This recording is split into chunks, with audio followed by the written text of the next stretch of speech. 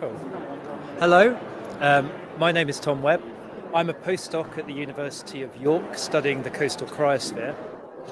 And I first want to welcome you to the Cryosphere Pavilion and this event, which is on why the West Antarctic is so important to near-term sea level rise.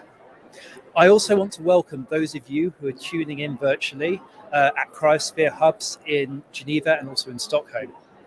You will have the chance to pose questions in the chat, or for some of you at the hubs directly to the speakers during the question and answer session.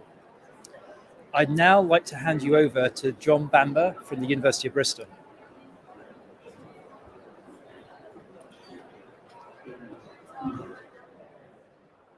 Hi there, everyone. Well, thanks very much for coming along.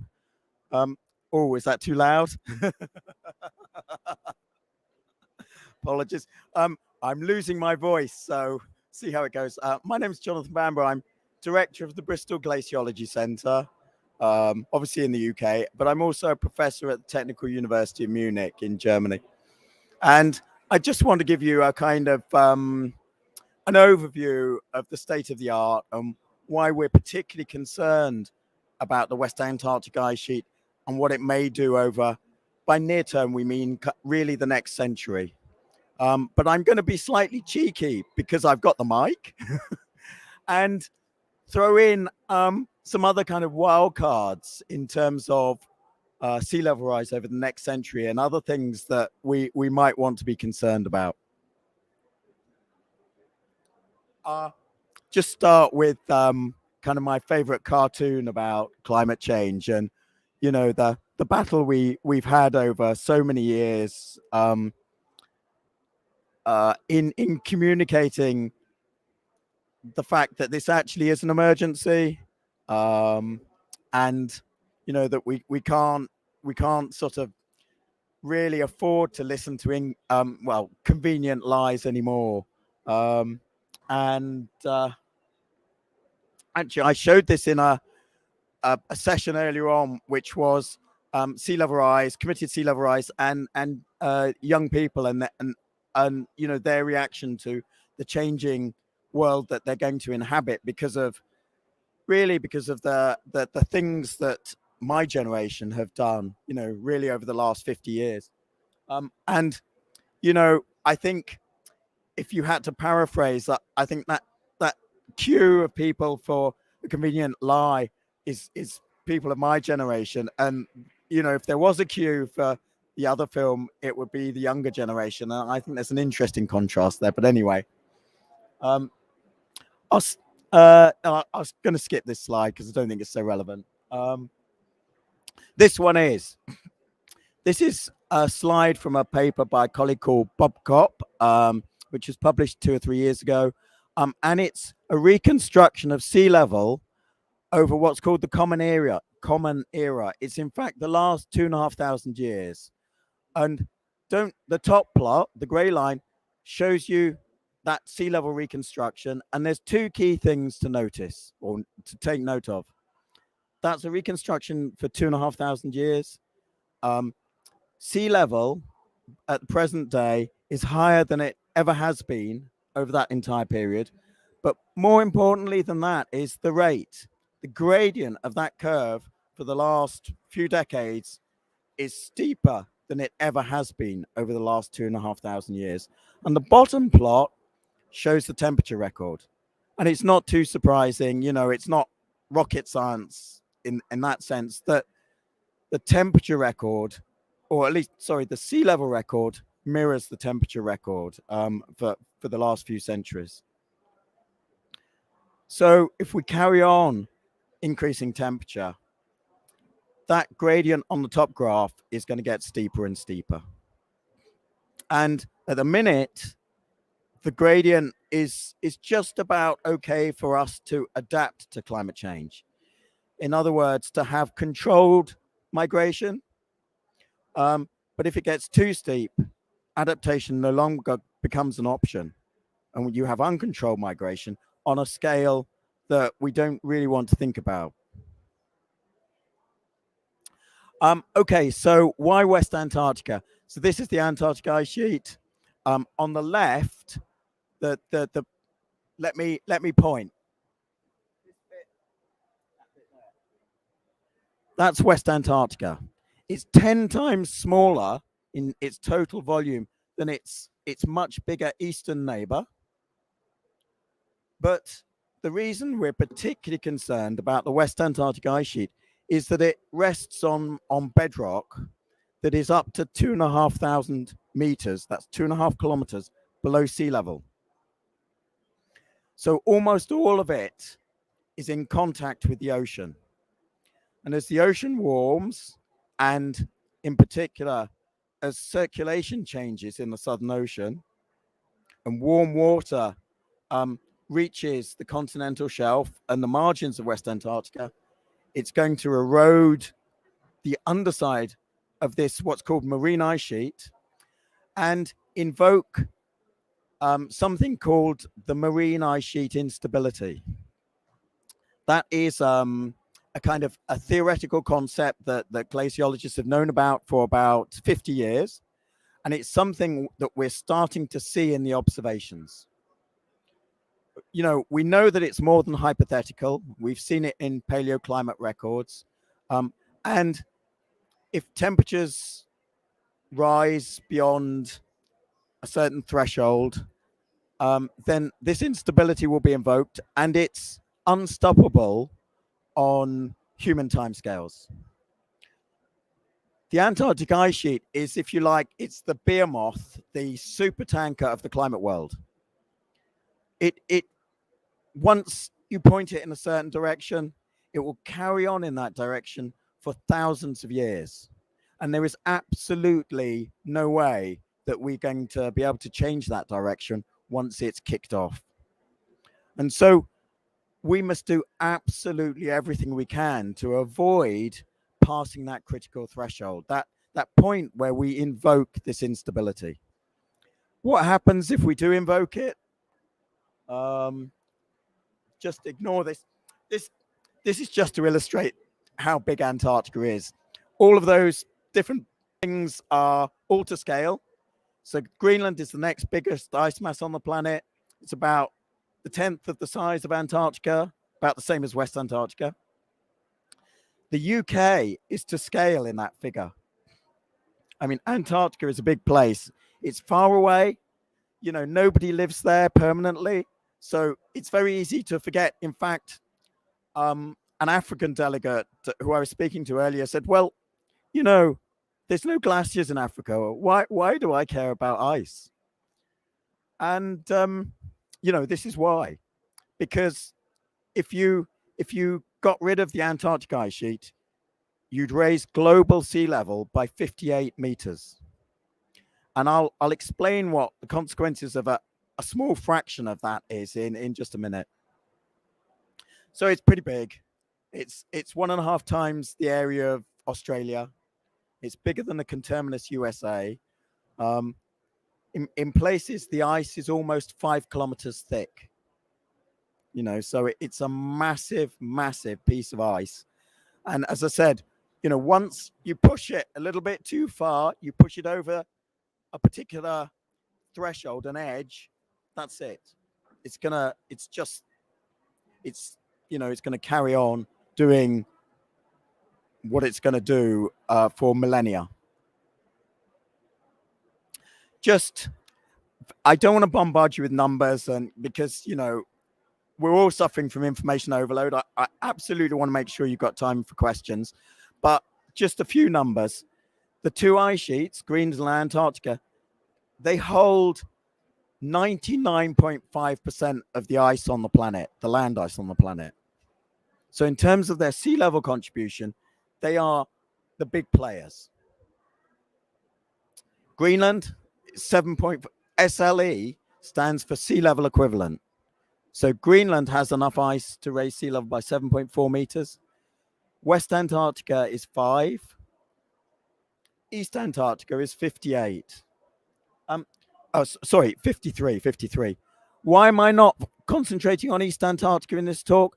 That's because the vast majority of the East Antarctic ice sheet, it doesn't have this geometry, which means that it's potentially unstable. Parts of it do, but they are buttressed by ice which is above sea level, and so is not affected by oceanic erosion.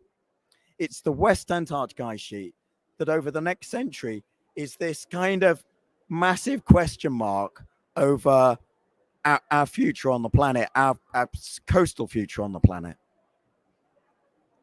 And just to put some of those numbers into a kind of human context, a 2-meter sea level rise, which is plausible by 2100 if we carry on our current greenhouse gas emission pathway, which we call business as usual. That's no mitigation, no reductions. We carry on increasing emissions. Then 2 meters is possible by 2100. That is going to displace 630 million people around the world. That's a tenth of the population of the planet. It's 150. Give me. Sorry. That's better. It's 150 times more people than the Syrian refugee crisis that took place from 2010 to 2017. And that caused, quite a lot of political turmoil in Europe. Imagine multiplying that by 150. We're talking about really pretty much the breakdown of, kind of civilized society. So these are incredibly serious, incredibly high risk consequences that we have to avoid. I think that's enough from me, actually. I see that our second speaker is now here.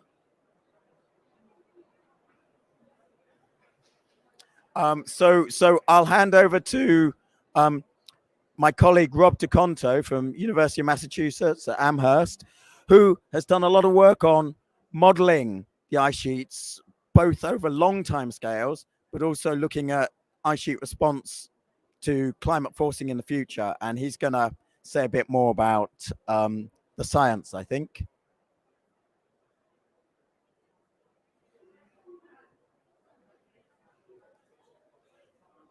Two minutes. Oh, quick. Okay, some questions. Yeah, Helene. Oh, do you want to go up to the mic, please? Okay, Jonathan, a question for you. So in the IPCC report, obviously we showed that there was deep uncertainty associated with this. And, as you know, you've talked about, but we completely flagged that Antarctica is a big uncertainty. If you were going to invest a whole load of money, what would you be doing? What would you be putting your money into to reduce that uncertainty? Well, research or early warning systems, observations, models. So that's a great question. That was Helene Hewitt, who was a coordinating lead author on the latest IPCC report covering this topic. And she wants to know, bang for buck was the question. Where are you going to get the biggest bang for buck in terms of research? And I'm going to give you a politician's answer. I'm not really going to answer the question. I don't think there's any one thing. I think we have to cover all bases. It's just like climate mitigation. You can't rely on any one thing. It's technology, it's individual action, it's companies, it's everything. And it's the same with the research. I think we have to improve our process understanding. We have to improve these climate models that we use to force. They have to have improved skill in terms of forcing our ice sheet models, and we have to have a bit. Okay, so a colleague of mine, very well known to some of the people here, a guy called Richard Alley, gave a really nice analogy of the ice sheet modeling community. So if you're a meteorologist, you have whole institutes 200 or 300 scientists working in an institute working on atmospheric modeling, meteorological observations, modeling the atmosphere. Same with oceanography, same with hydrology. You know, there's this beautiful building in Boulder, Colorado, called the National Center for Atmospheric Research. It's this massive building where they just look at the atmosphere. Ice sheet modelers, he showed this picture of his office. You know, that's it. There's probably a handful, maybe 20 individuals, perhaps 10 groups around the world working on this incredibly difficult but really important problem. So I think, you know, you've got to do all those things, but I think if you invested just a tiny amount of money, actually, relatively speaking, you know, we're talking $100 billion a year for, you know, developing countries, tiny fraction of that in ice sheet modeling capability, you'd make really good progress. But also, there are kind of no really shortcuts. You know, I don't think you're not going to get the answers in a year or 2 years, and time is against us. So I think we have to look at alternative approaches. And if I was a politician and I was risking, you know, the future of nation states, which is what we're talking about here, I think I would take a precautionary principle. I think it's the only wise thing you can do. Yeah, so that's really roundabout answer to a sort of simple question. Thanks. Any other questions? Yeah. while Rob is I think we do actually sort of, I don't know, getting himself you know, warmed up. So thanks. I would like just to know, so I have not a scientific question, but maybe a policy question. So also considering that the global population is projected to increase in the next year, what can be some useful like mitigation or adaptation strategies to take into consideration that a lot of people will be affected by this sea level rise, and what as Western countries we can do to help the most affected countries? So it's a question about adaptation to sea level rise. So one of the things I didn't mention, even if we stop emitting CO2 tomorrow, we are committed to future sea level rise and actually to some acceleration in sea level rise. One thing I forgot to mention is that throughout the 20th century, the rate was about 1.5 millimeters a year. It doesn't sound like a lot, you know, it's not so much. But the last decade, it's increased by a factor three times more. And it's not going to go down over the next century. That rate is very unlikely to decrease, even if we stop emitting tomorrow. So we have to take adaptation measures for coastal communities and coastal infrastructure. And there's a lot of things we can do. So the UK government at this COP is pushing hard for something called NBS, nature-based solutions. And actually, they are very effective for coastal protection. They have multiple benefits. I was talking with someone about, I think, Twilo earlier, seagrass. You know, it absorbs carbon 35 times faster than trees. And it's, you know, it's a useful protection against surge tides and high-level sea stands, other things like mangroves. But you are already, coastal communities are having to move inland. If you go to Alaska, there are towns falling into the sea because of permafrost degradation and sea level rise. So those communities are having to adapt now. And I mean, it's pretty obvious that, you know, we shouldn't be building even more on low-lying coastal areas that are susceptible to flooding. It's the same as, you know, river floodplains. It's not a smart thing to do. But in a country like the UK, well, particularly in England, you know, there's a real shortage of land. We quite high population density.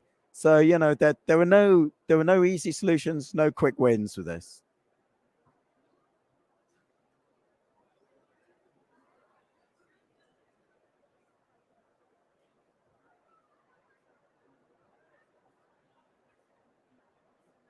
of sea level rise, okay, like from the most optimistic scenarios to the worst case scenarios. So how do you transfer the difference in timing in sea level rise acceleration at the end of the 21st century? Like it seems that there is a tipping point between like around 250 in the SSP 1.9 scenarios and like 270 threshold in acceleration of sea level rise in the worst case scenario. So how do you transfer this difference of timing to the stakeholders and to the policymakers? Sorry, it's a bad question.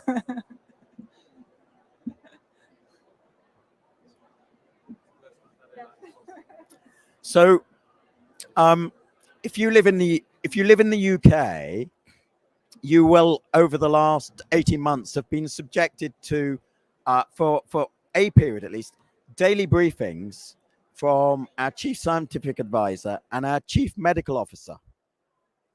And then after they've said, you know, things are really bad and, you know, we need to do this and this is the science, a minister, sometimes it was Boris Johnson, sometimes it was a minister, would say, okay, well, there's the science. We follow the science, or we're led by the science.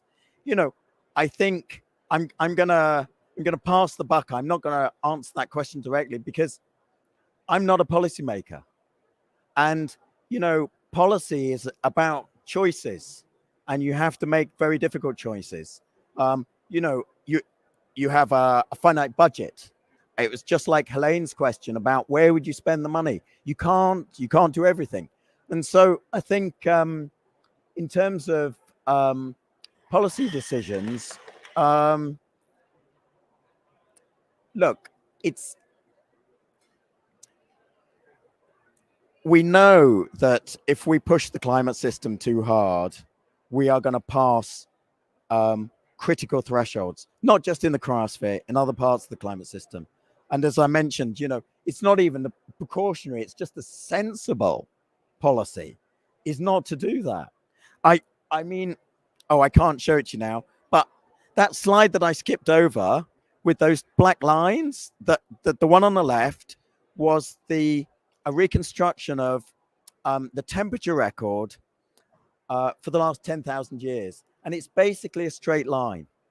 That has allowed us to develop the society that we live in now. It's allowed us to develop modern agriculture. And we're starting to mess with that straight line. It's not a smart thing to do.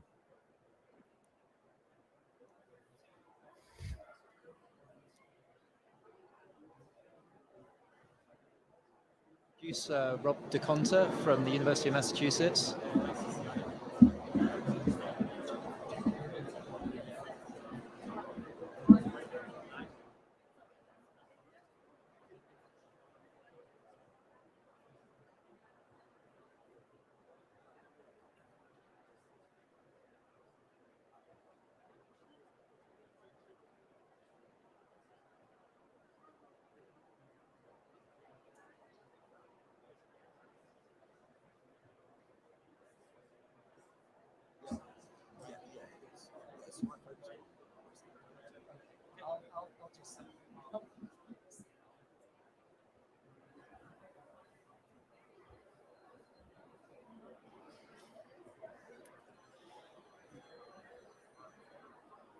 Okay, everyone.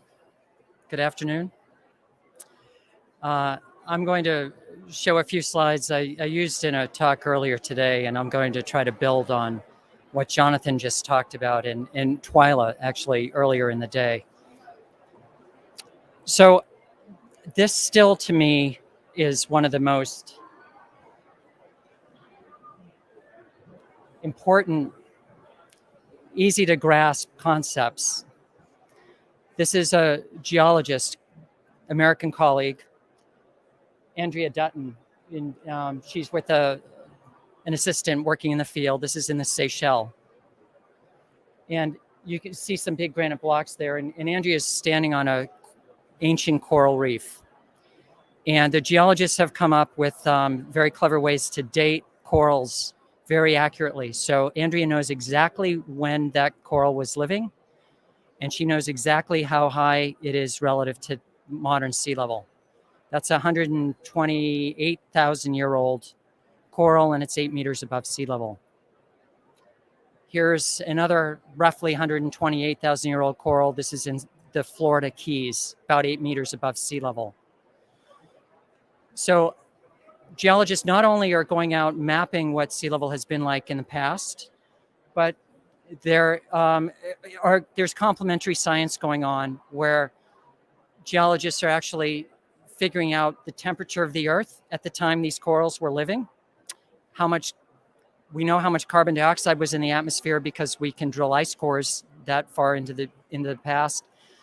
And the take-home message here is, without all the fancy modeling and the fancy computers and the glaciology that a lot of us here speaking do, the message is clear.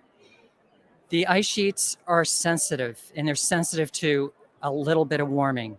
And if you wait long enough, even with temperatures like we're seeing today, and we think that global mean temperature was about the same when these corals were living 8 meters above today's sea level 128,000 years ago, that means that the ice sheets are sensitive. Now, whether or not this is mostly caused by Greenland melting or the West Antarctic Ice Sheet, we're still trying to figure out just how much each ice sheet contributed.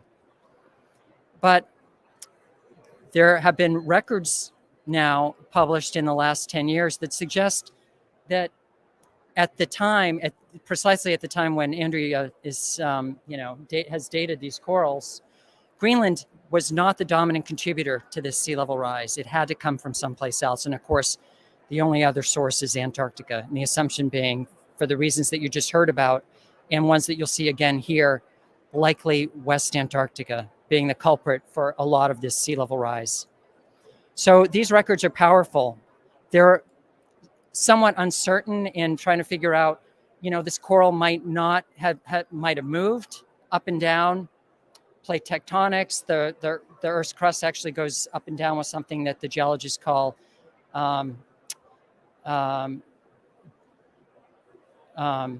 dynamic topography.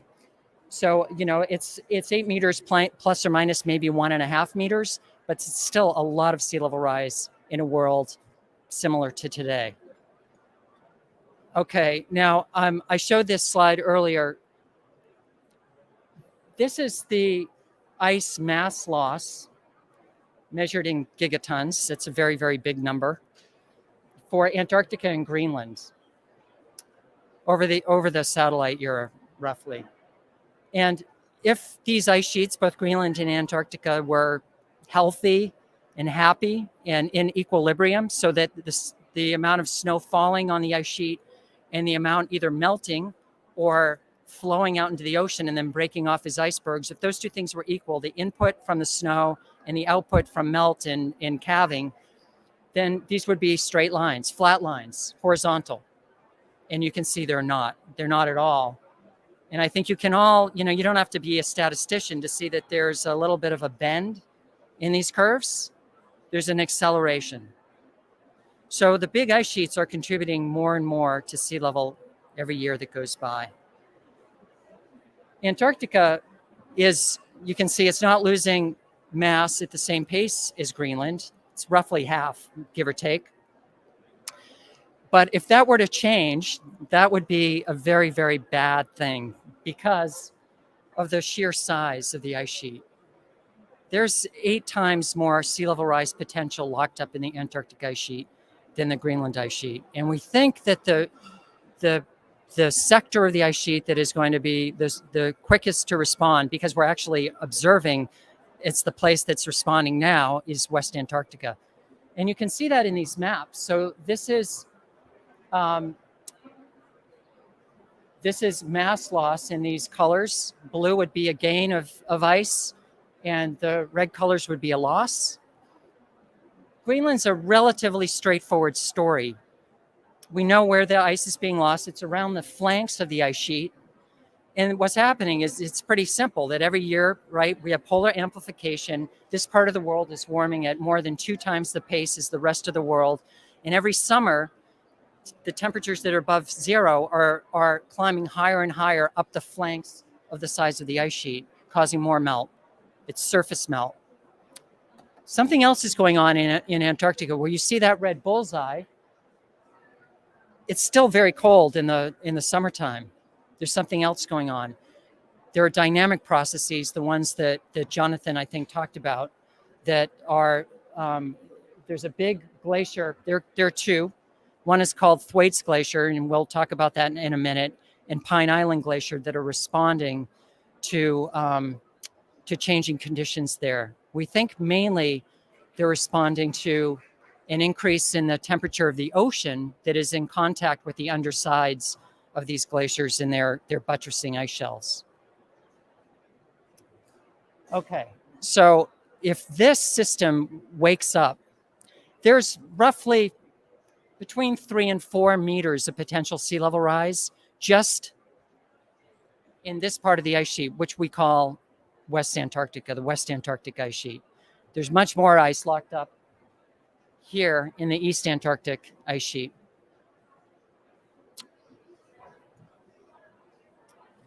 Okay, I showed this slide earlier, and I just can't, for those of you who didn't see this slide earlier in the day, I was explaining to the audience that, you know, even working on this day in and day out every day, it's like, and having, you know, been there and worked in the field, just kind of being reminded about the scale of the system we're talking about. So here's the West Antarctic Ice Sheet. You know, it's the size of most of the Western United States. Huge. Okay, now why West Antarctica versus Greenland is also an interesting story in terms of sea level rise, is that whether Greenland ends up being the dominant long-term future contributor to sea level rise or West Antarctica is going to impact who is the big loser in terms of coastal impacts, because sea level rise doesn't happen at the same pace, at the same magnitude everywhere on the surface of the Earth. You'd think it would, because the ocean is fluid and it can move. But the reason has to do basically with gravity. So as the ice sheets lose ice,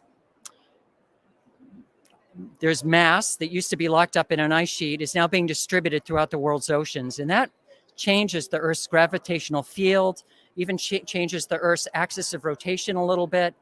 It pushes or lets part of the Earth's crust actually respond. So gravity and these dynamics, these geodynamics, end up being important for the distribution of sea level rise.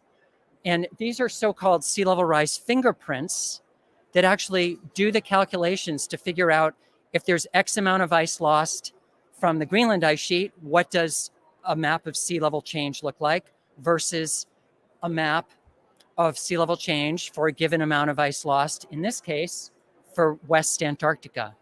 So the map on the left is sea level change for a given amount of global average sea level rise coming just from Greenland. Let's say it's 1 meter.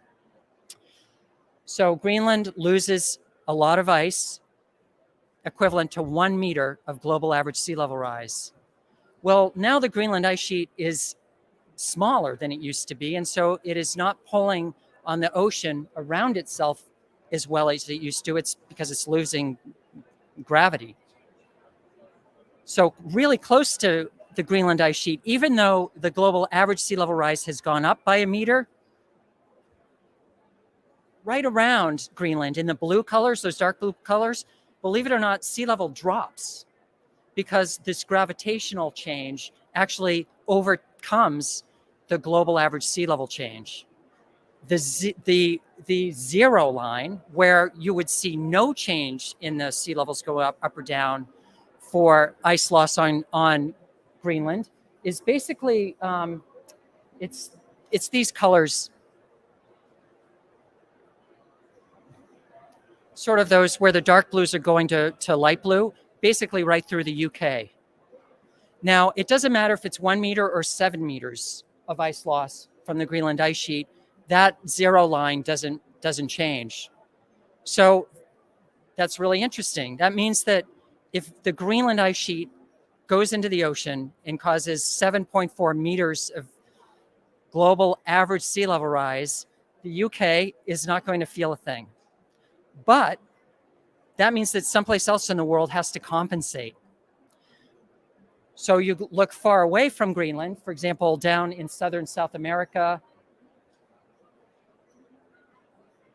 Over here, you see some dark red colors. Those are places where the sea level change is more than we expected. You're getting more sea level rise than the global average. Now, here's the same sort of scenario for the West Antarctic ice sheet on the right. It's the same story. West Antarctica losing ice. Gravity is changing. It's not pulling on the ocean around itself as much as it used to. Sea level is actually dropping in these dark blue colors. You go far away from West Antarctica. For example, there's a big dark red bullseye right around North America. This part of the world feels more sea level rise than the global average if the sea level rise is coming from West Antarctica. And it's a pretty big number. It's 25% uptick. So like where I live, Boston would feel not 1 meter of sea level rise because a meter of ice worth of ice was lost from West Antarctica. Boston would feel 1.25 meters. That's a really, really big difference. Okay, so I'm sure it has already been mentioned. Why West Antarctica? West Antarctica because this is a map of what Antarctica looks like if you take the ice sheet away and we just look at the bedrock. The green colors are land that is above sea level, and the blues are land that are below sea level. Okay? So West Antarctica, here, there's the West Antarctic ice sheet. You see it's all sitting on blue, and some of those blues are really dark. West Antarctica, the West Antarctic ice sheet is sitting on bedrock. It's essentially a bowl-shaped basin that in some places is more than 2 kilometers, 2,000 meters below sea level. So it's a bowl-shaped basin where as you go from the edge of the ice sheet into the interior of the ice sheet,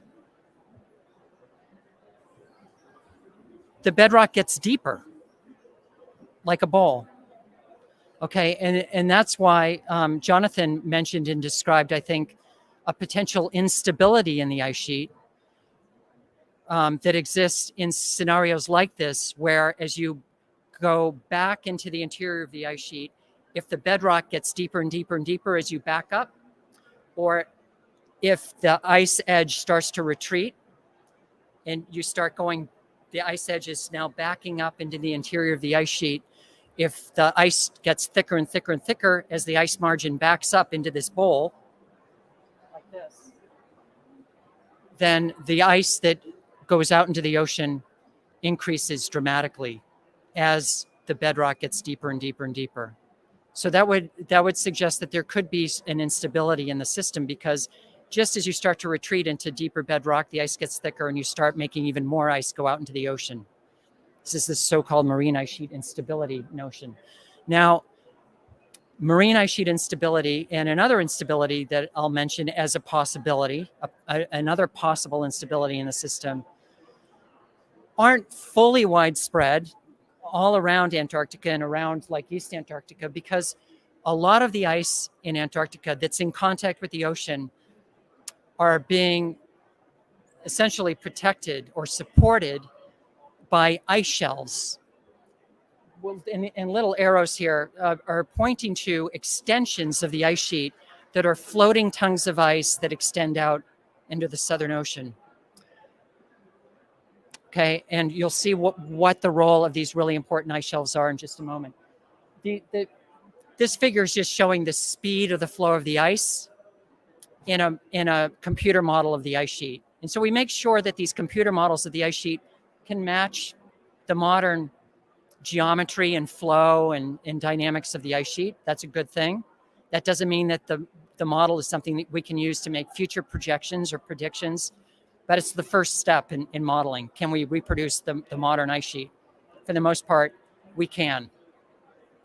Okay, so these fast flowing regions in red, that is mostly floating, mostly little floating tongues of ice, mostly floating. Okay, they're very thick slabs of floating ice, in some places a kilometer thick, and then they get a little thinner as you go from the edge of the ice sheet out to the ocean. Eventually they get thin enough, so that's where calving happens, or icebergs form, and icebergs break off the edges of these ice shelves and float out into the Southern Ocean. That's one of the primary ways the Antarctic ice sheet is losing mass today, is through calving processes. Now, why, and Twyla talked about ice shelves earlier today, I know. They're really, really critical. They are the key to Antarctica's future. And their loss really represents a potential tipping point in Antarctica's future and the future of our global coastlines. So here's another cross-section of let's say a glacier draining a basin of Antarctica. This could be a West Antarctic glacier, and in this case, this is the Thwaites Glacier.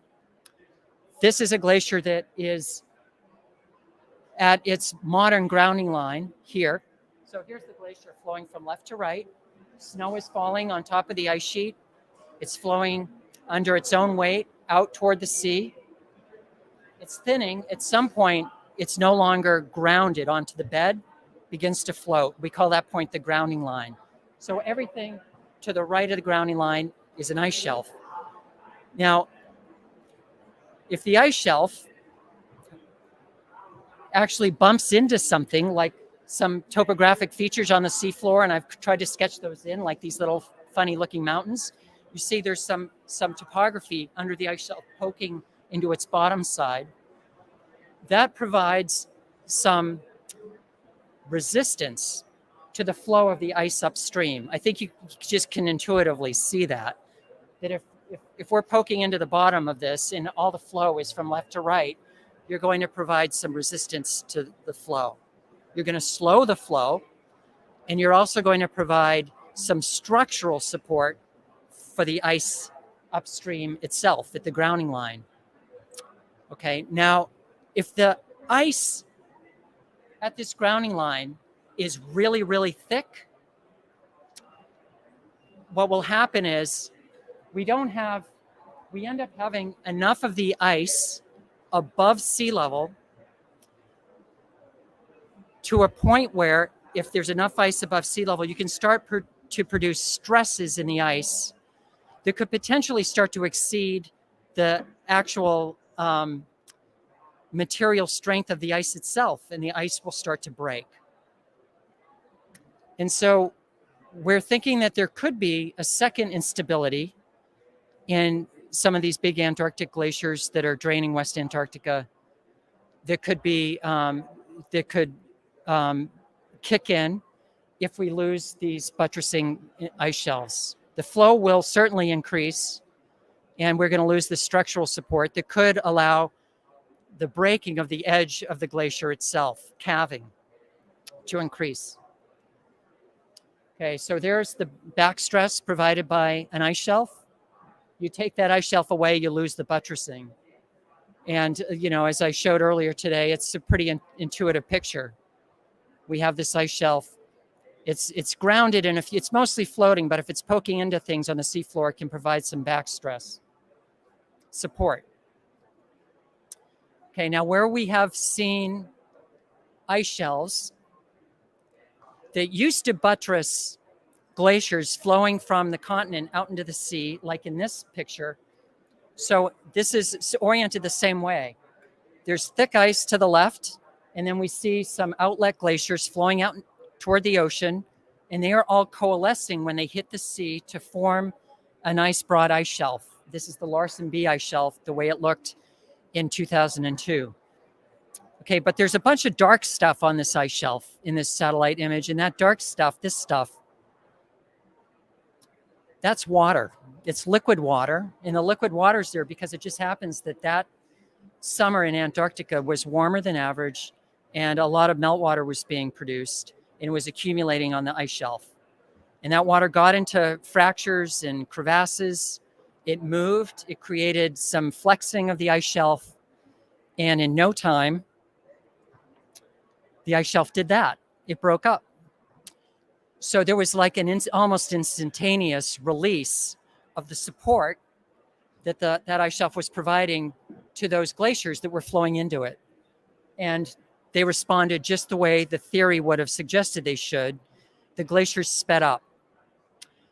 They sped up. They started to thin. They started, flowing out toward the ocean. But they also did something else. They started to back up into their fjords. So the flow increased. So you'd almost think that the glacier would almost want to advance back out into the ocean and reform an ice shelf. But for example, this one didn't. It actually, even though it was started flowing faster, the breaking, the physical breaking of the ice sheet, the generation of icebergs, was outpacing the faster flow, and the glacier retreated up into its fjord. So we've realized that there are brittle processes in the ice sheets that I think that we maybe haven't been paying enough attention to as we have been developing our models of these systems. And this is a bit of a step change in the community and thinking about other dynamics in the system that we might need to worry about. But again, this whole kind of scenario is triggered initially by the loss of the ice shelf, because this doesn't happen if the ice shelf remains intact out here.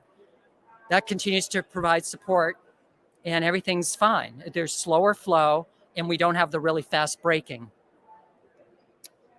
Okay, here are some examples of a couple of glaciers in Greenland that have lost their ice shelves.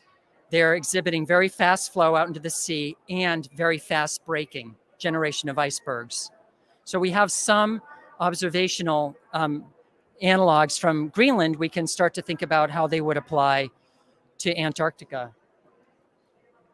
Okay, now this has spawned some recent literature, very much trying to get into the detailed glaciological processes that would be going on at a very, very thick glacier reaching the ocean that suddenly loses its ice shelf and then has a potential to start to break. And if I can get both movies to sort of start to play simultaneously, these are two papers published in the last year, digging into these processes using completely independent and different modeling approaches to the problem.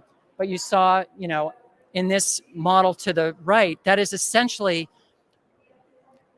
what has been coined by the community as the possibility of a marine ice cliff instability, very rapid breaking of very, very thick glacial ice that has lost its ice shelf. And once one iceberg calves off, a piece of ice breaks. Well, now, because of that bowl-shaped basin idea, that means that the next piece of ice that breaks is going to be in thicker ice. And so you start breaking ice that gets thicker and thicker and thicker as you move back into the interior of the ice sheet. Okay, so this is an important slide because this shows the difference in our future projections of what the Antarctic ice sheet in West Antarctica in particular might do in the future if we ignore these brittle processes or we try to include them. And so you're seeing three different emission scenarios, sort of a low, the top RCP 2.6, sort of a maybe slightly less than a 2 degrees C future world by the end of this century, sort of a Paris Agreement, sort of aspirational scenario. This is sea level contributed just by Antarctica. And in this case, most of this is coming from West Antarctica in these model simulations. And the axis here is in meters. And you can see that even by the year 2300, roughly ballpark 1 meter sort of scale in terms of what might be predicted by these models with these processes included. Down here on the bottom right is a very high emissions, right? More extreme emissions scenario, more of a business as usual, not even the so-called nationally determined contributions that were agreed to at Paris, but a high emissions scenario. You can see it's a very, very different picture. Meters of sea level rise coming from Antarctica on, over the course of a few centuries. Now, this line, this black line down here, that's the same model without these brittle processes included. The breaking, the fracture, the iceberg generation in places where the ice sheet has lost its buttressing ice shelves. Completely different. Okay, now there was a really important, question just asked about the IPCC and future projections, and we're going to end on that. So keep this in mind. If these processes really are something that we need to be worrying about, we have witnessed them happen. There are observations of these processes happening. There's growing theoretical and computer modeling evidence that they might be something that we need to worry about. This is a huge amount of uncertainty. Should the IPCC and all of us be counting on a future with this kind of sea level coming from Antarctica, or something like this? Okay, and a really, really important question for our community right now. We're trying to get a better handle on just that. Okay, but I will say that, relative to this meeting and what we're all here to do is to try to have some positive influence on policy. When we do include those processes in a model and then look to see what happens to the West Antarctic ice sheet with incremental warming. So these are simulations that emissions follow a trajectory in the top left, where as soon as the world reaches plus 1.5 relative degrees Celsius relative to pre-industrial, that's as warm as the world gets. We look to see how much ice is being lost from West Antarctica. The red line is the rate of sea level rise coming from Antarctica. Most of that's West Antarctica. Plus 1.5 degrees C. We're getting 8 centimeters out of the entire ice sheet, both West and East Antarctica in the year 2100 in a plus 1.5 scenario. We follow a plus 2 degree scenario, the middle plot. There isn't much difference. Nothing dramatic has changed between plus 1.5 and plus 2.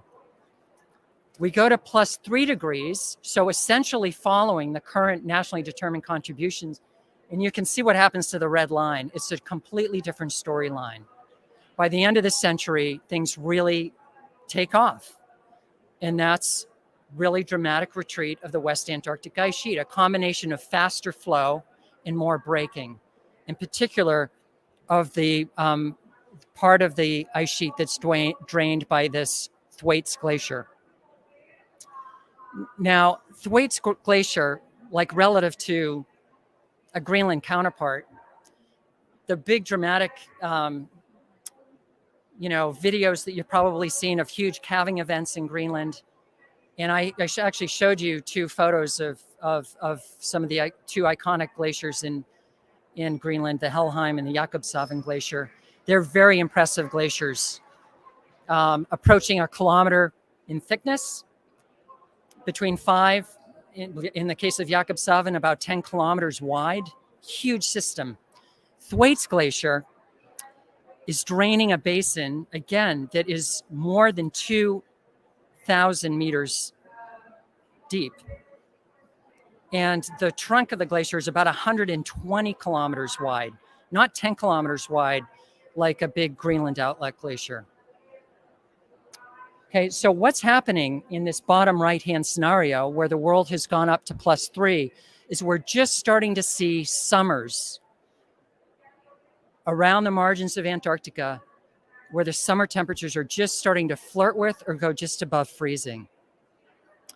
And once you hit the freezing point, every 1 degree Celsius increase in temperature drives an exponential increase in the amount of meltwater that you generate on the surface of these ice shelves.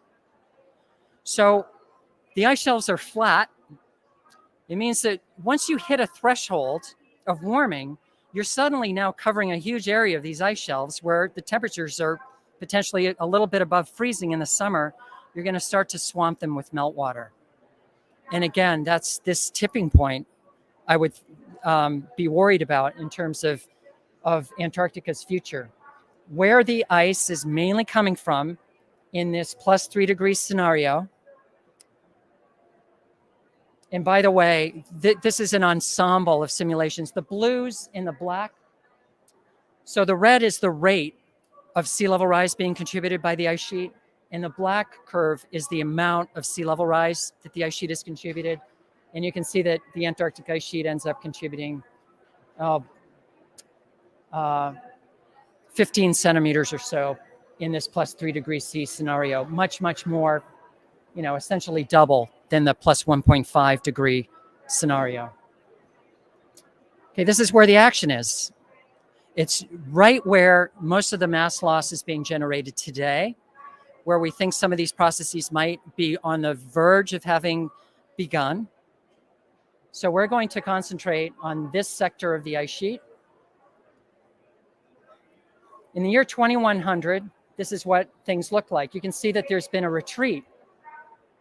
Here, the Pine Island and the Thwaites Glacier. This is all Thwaites Glacier draining back into the interior of the ice sheet. So you can see that there is an initial retreat there in the year 2100.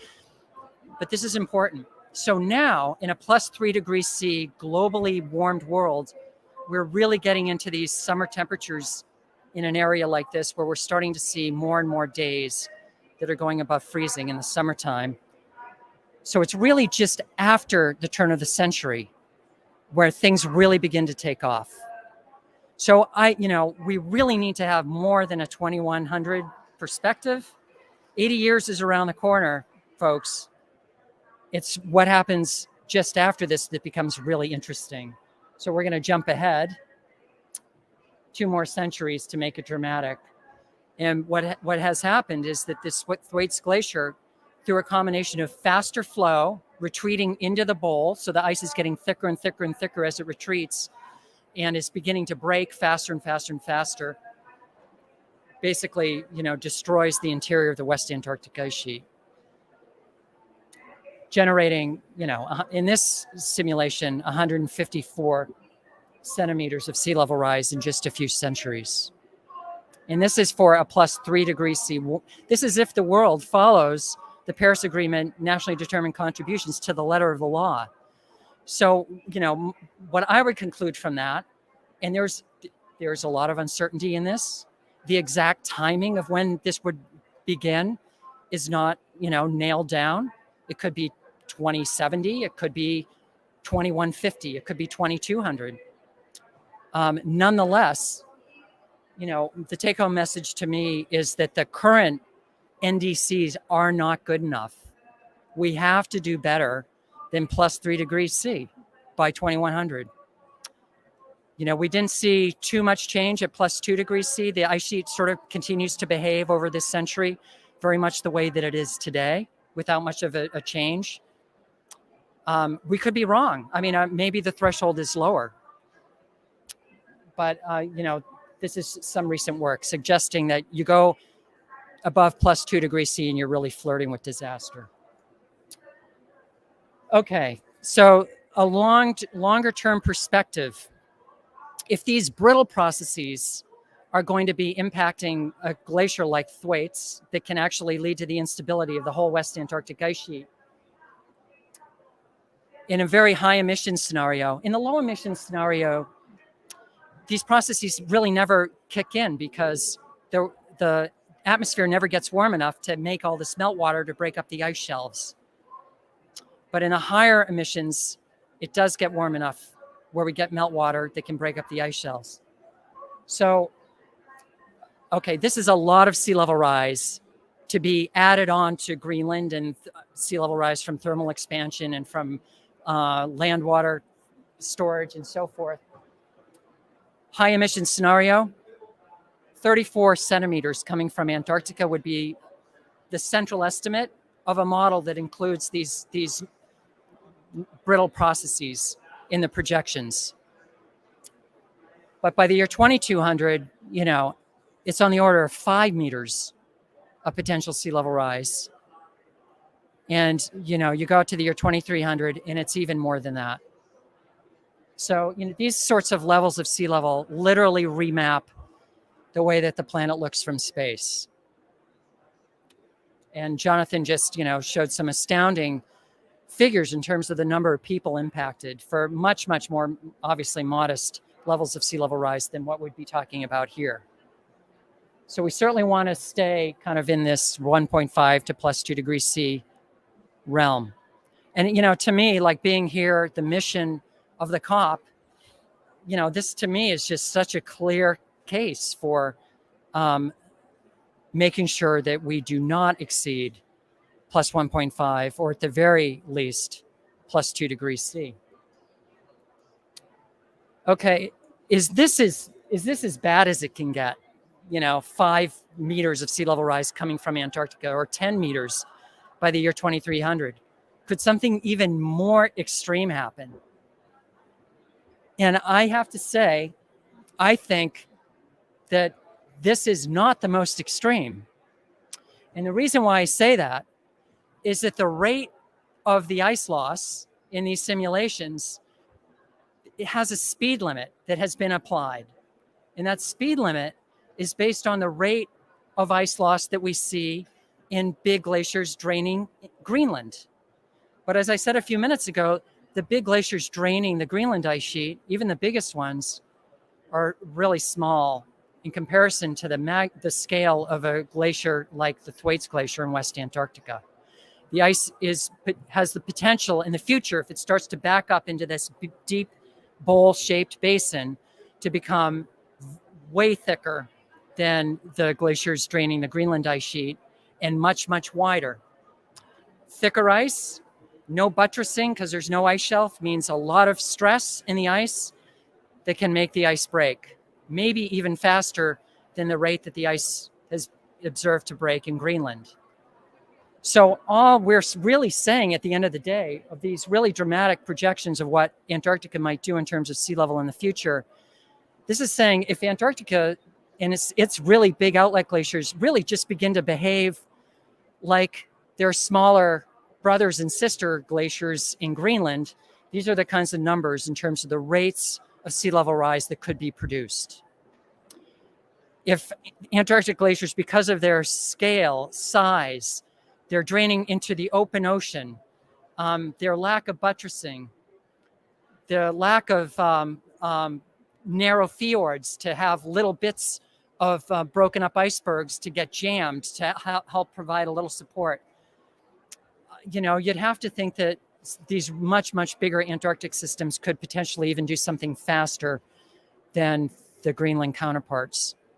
So this could, in some ways, be conservative in terms of the estimates of sea level rise that this particular model is producing. Okay, so ending on this slide.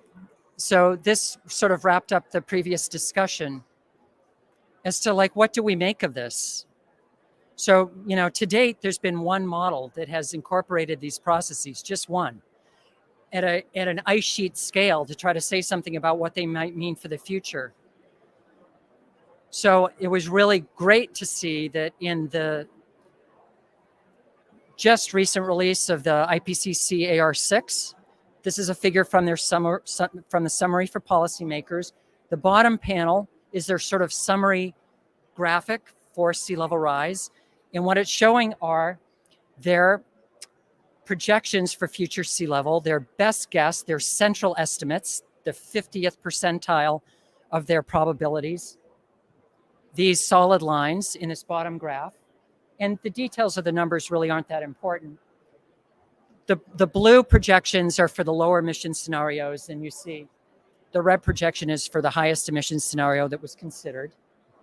And then the range, the colors that are around the discrete lines, would be the so-called likely range of the projections, the 17th to the 83rd percentile in the probabilities.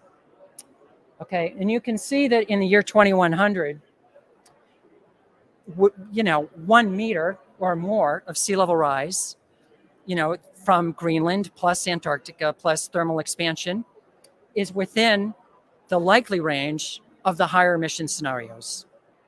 That, in 80 years would be devastating in and of itself. But then there's this red dash line.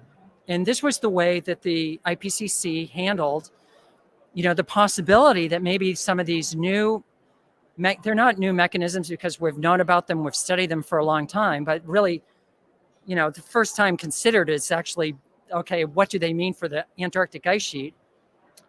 They treated that, not by trying to figure out a way to incorporate that dashed red line within the main body of the projections, but sort of as just kind of an outlier. And they're calling it a low likelihood. So, that's the perspective that it's not likely that these processes are going to kick in. But if they did, it would be a high impact, obviously, storyline.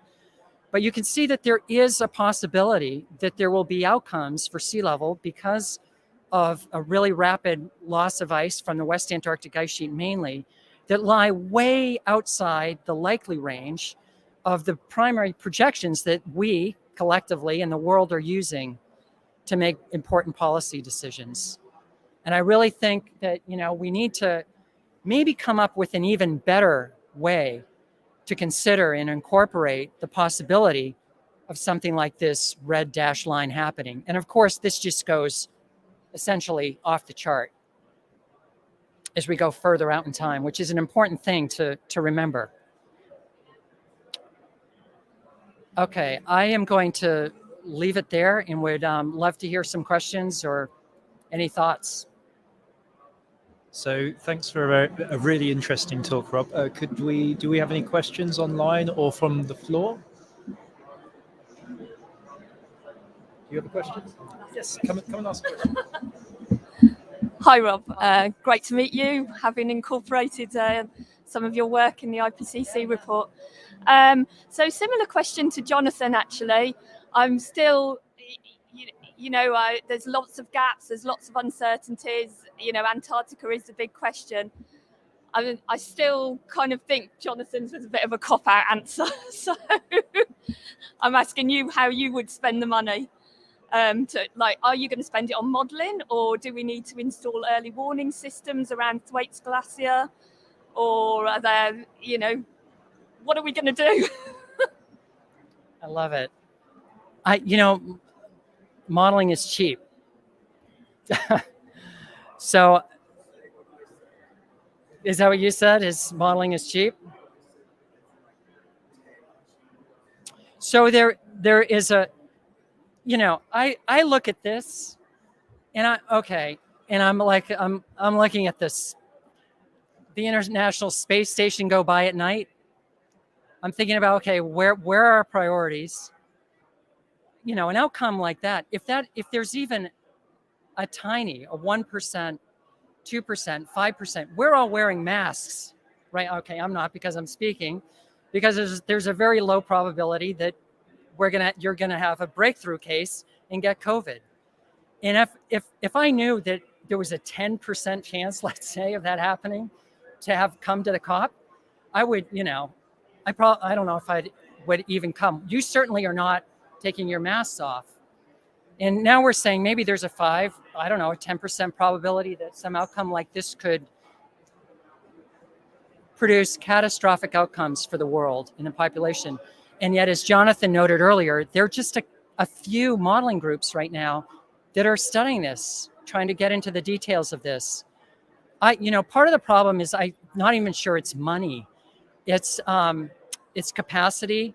We need to be training more students, like making this kind of science exciting so that everybody is breaking down the door wanting to be our graduate students and to learn this stuff and to take it to the next level.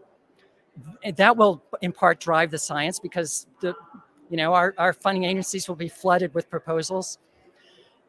But still at the end of the day, even if we were able to increase our capacity for modeling and studying the theory and the supercomputing, an order of magnitude higher level than today, it's still relatively cheap science.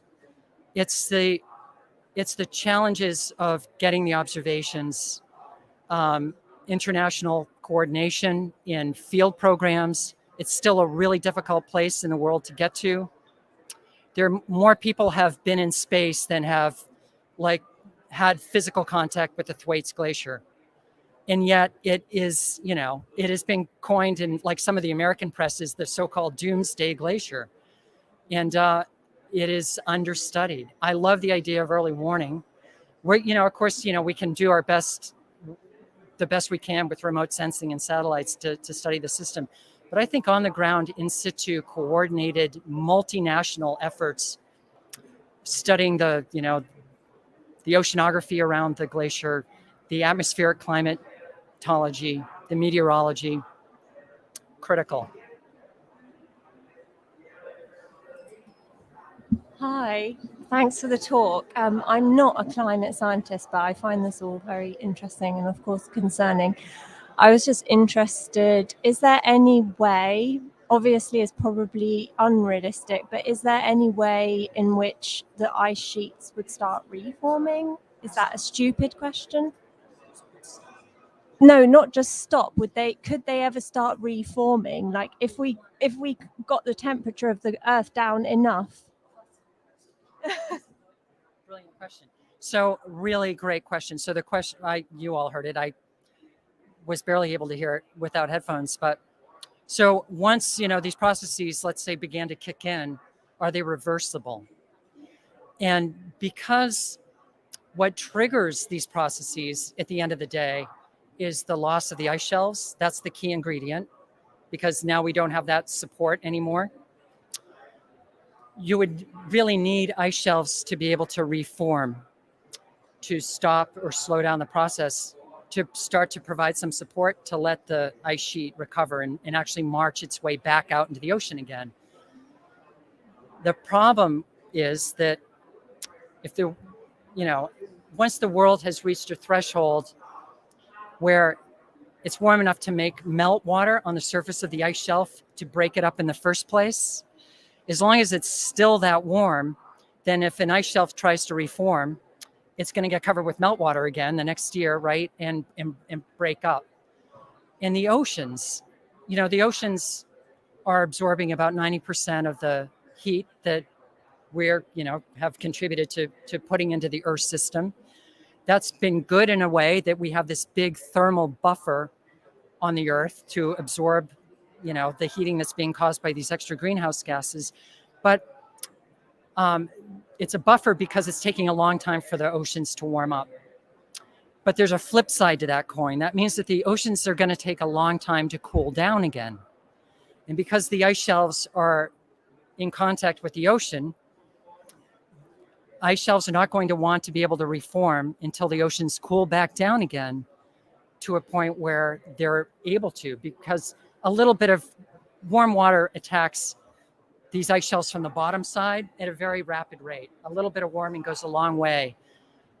Just like you watching your ice cube melt in a gin and tonic, right? You know that, right? It doesn't last very long. So we have looked into this, and I actually showed this earlier today. What happens if you just start to trigger these processes, and then we find a way magically to reduce carbon dioxide in the atmosphere and go back to a pre-industrial like climate? The atmosphere, as CO2 goes down, cools. There's a pretty quick response in the atmospheric temperatures, but the ocean stays warm for a long time.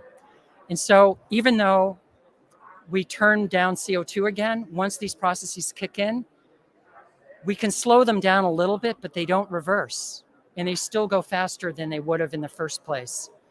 So we're finding irreversibility once these mechanisms kick in.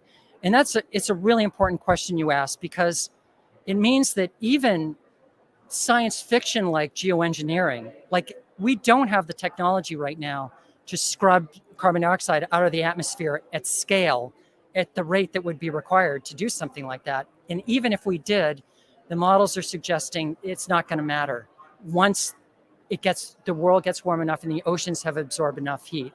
it's another reason to just say, we just leave the fossil fuel in the ground, because even if we find a way to pull it out of the atmosphere again, not going to have that much of an impact. It'll be too late.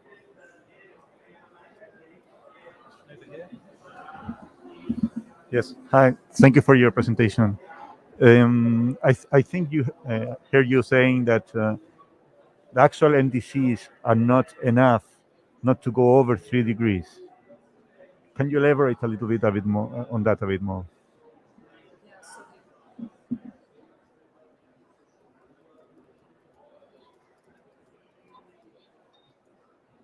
So this is why I'm saying the NDCs aren't good enough, is that you see these red lines.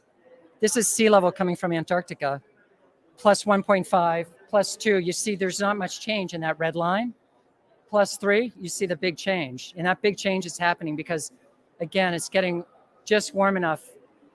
The oceans are warm. It's a combination of the oceans getting just warm enough and the summers around West Antarctica beginning to make some meltwater that triggers these processes, kicks things off. So we want to do better than this.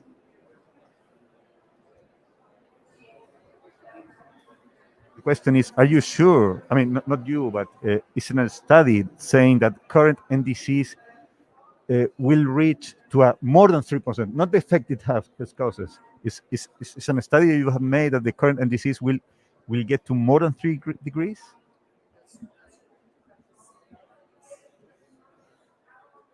So the question is it really, or do the NDCs really do they produce plus 3 degrees in the year 2100 or something potentially even more? That number has been going up and down. You can track it at climateactiontracker.com all the time. I know it was 2.7 degrees a few months ago, then it was 3.1. I don't know what it is right now, but it's roughly plus 3 degrees. Hello, thank you for your insightful presentation. I would like to know, would you define the rate, given the rate and the scale, that we got a tipping point at this moment? Would you consider the situation a tipping point? Yes. Yes. So these are really wonderful questions. So are we already at a tipping point? I guess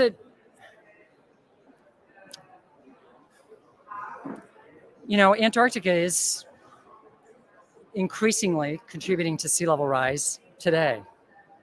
The last decade, we saw roughly a 3-fold increase in the rate of ice loss relative to the decade before. Things are definitely beginning to spin up. We're observing that happening. I don't expect that sort of, I think that the ice sheet will probably increasingly contribute to sea level rise.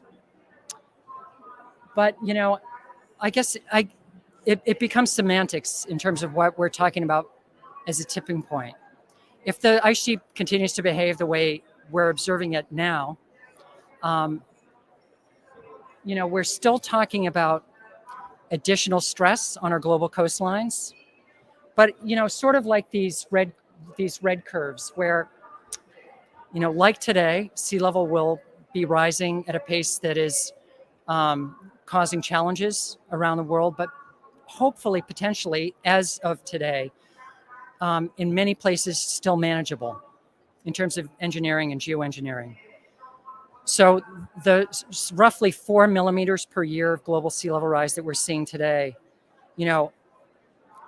okay, I'm not sure what you would call a threshold, but to me, the threshold is, thinking about like an order of magnitude sort of increase in the pace. And this mechanism and some of these results that I just showed, we would be measuring global mean sea level, not in millimeters per year, but in centimeters per year. And when you get into the early 22nd century, so let's say, I don't know, maybe 2150 or so, the model is producing 5 centimeters or so of sea level rise per year just from the Antarctic component. I mean, how do you deal with that in terms of engineering at the coast? I think it becomes managed retreat at that point, right? Really, really different. So that to me is what I would consider a tipping point, not maybe a little bit of an uptick in the rate of sea level rise, but something like that, order magnitude. We want to avoid that. Okay, we have another question.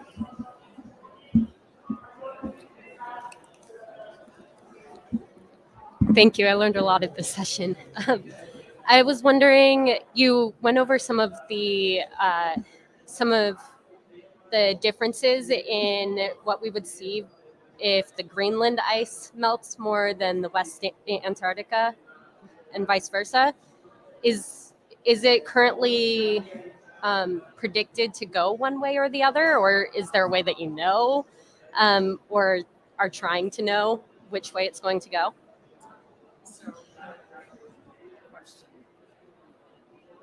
So Greenland versus Antarctica. You know, again, today it's all about Greenland. It's contributing more than twice the amount of sea level rise than Antarctica. If these processes, if we're right about these processes that are put into this one particular model are correct, then at some point Antarctica takes over and begins to way outpace Greenland. That, you know, doesn't begin to happen. The possibility of that, we're still talking about the end of this century. So we don't have to worry about that, I don't think, over the next few decades. It's more sort of the tail end of this century.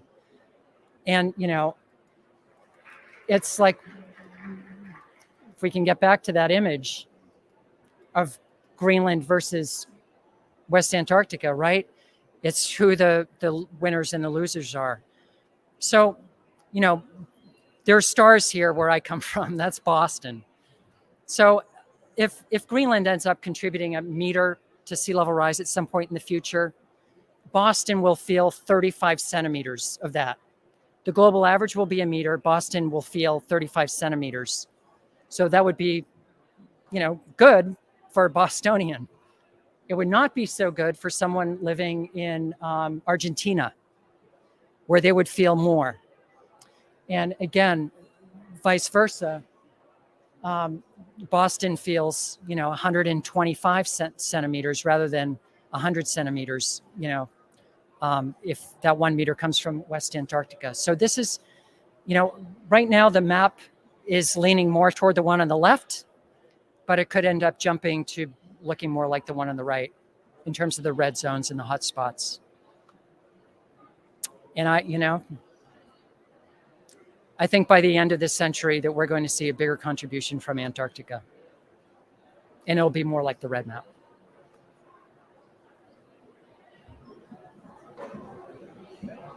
Does anyone else have any questions? Oh, come out. Hi, sorry, I came late, but so I was behind you. Looking at the difference between those two maps, this might be quite a cynical question, but do you think if we were more likely to see a map that's more like the one on the right with more sea level rise in the northern hemisphere, sea level rise would be a bigger issue in climate change policy? Do you think sea level rise might have been a larger part of the conversation in climate change policy if we were more likely to see more sea level rise in the northern hemisphere than in the southern? So there was my graduate student, Shana Sadai, who is here in the audience, she, at the end of my previous talk, she talked about some of the climate justice issues with this. And there are others in addition to this. So the question, right, that, I mean, you know, sadly, probably if there were people, where's the power? You know, I suppose is the question. You see big impacts in places like New York and LA and San Francisco. In here we see, you know, big impacts in other places in the world. There are some serious climate justice issues that come into play. But the policies that were talked about at Paris, for example, were not thinking about these maps. And if they had been, I really can't say. I'd like to think that it would have sparked some important dialogue about justice and fairness in terms of policy. Okay. Would you like to join me in thanking both our speakers today for this session? Thank you. And before you go, we have coming up at 6 p.m. we have a session on Antarctica and the limits of adaptation, if you want to stay around for that. Thank you.